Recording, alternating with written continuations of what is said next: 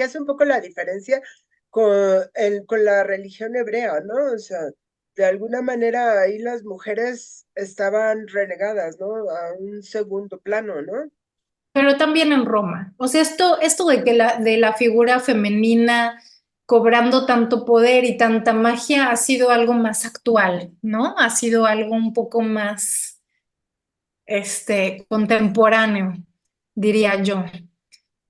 Claro, en el antiguo Egipto, antes de esto, porque es que Egipto tiene 3000 años antes de que la ciudad de Roma fuera creada, Egipto ya tenía historia, ¿eh? Ya iban en la ¿cómo se, en la, como en la dinastía número 30? O sea, ya habían pasado miles de años de verdad antes de que Roma fuera creada con Rómulo y Remo.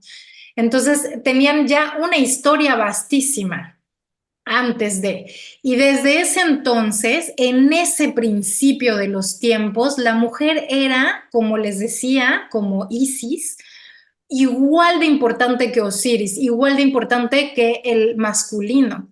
El femenino era parte de esa cosmogonía, estaban a la igual y todos los dioses tienen su contraparte femenina y masculina y todas las cuestiones en la ideología egipcia de ese entonces y en la religión están siempre igual, eran iguales, no había uno más restringido que otro. Esto es algo que se da a partir de la corrupción de estos conceptos religiosos y que se da pues ya con el uso o mal uso con los intereses del Imperio Romano. O sea, el Imperio Romano según yo, quien corrompe esa divinidad. Digo, me van a... En el antiguo Egipto era precioso, era súper balanceado, era una cosmogonía yin-yang, o sea, estaba todo en armonía, era mágico. O sea, vivían, respiraban magia, era fantástico, ¿no? Cómo era en esa época, pues la vida egipcia y el entendimiento de todo lo sagrado, porque cada hora del día, cada minuto del día era sagrado y cada cosa que uno hacía era en torno y en voz de esa divinidad. Y había un respeto por la divinidad increíble, porque sabían que era nuestra propia divinidad, éramos nosotros.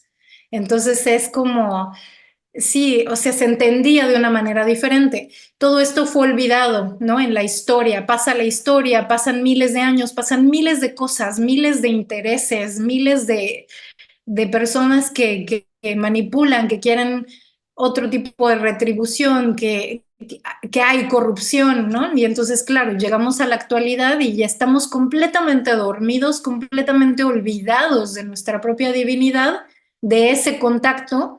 Y por eso ahorita la resurrección del guerrero me llega completamente a Horus, porque por supuesto estamos resucitando, estamos despertando ante esa divinidad y estamos recuperando nuestra propia divinidad, la estamos entendiendo a través de la mitología, de los símbolos, de una nueva interpretación de símbolos. Entonces es maravilloso, ¿no? Para mí es fantástico cómo estamos recuperando todos estos detalles para ser mejores.